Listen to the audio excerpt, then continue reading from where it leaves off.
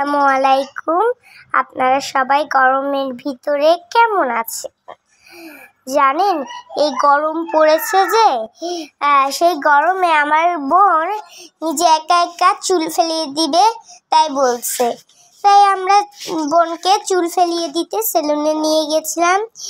এই গরমের মধ্যে আপনারা যারা চুল ফেলাতে চান তাহলে আপনারা চুল ফেলিয়ে দিবেন। আর আমার বোনকে দেখাচ্ছিল টাকলু। আর আপনারা সবাই চ্যানেলটা সাবস্ক্রাইব করে দিবেন।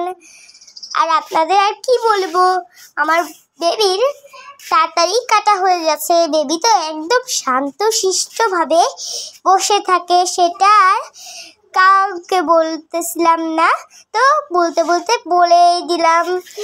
তো বাবু একদম শান্ত হয়ে বসেছিল, আর তাকে এখন লাগতেছে একদম টাক্কু লাগতেছে তাকে দেখতে। তাকে এখন পাউডার মাখিয়ে দিয়েছে, আর সে তো এখনো খুব খুশি। আর তাকে একটু পিছন দিয়ে চুল কেটে দিচ্ছে, তাই তাকে খুব সুন্দর লাগতেছিল কাটার। আর সে তো একদম মাথা নিচু করে বসেছিল, আর তার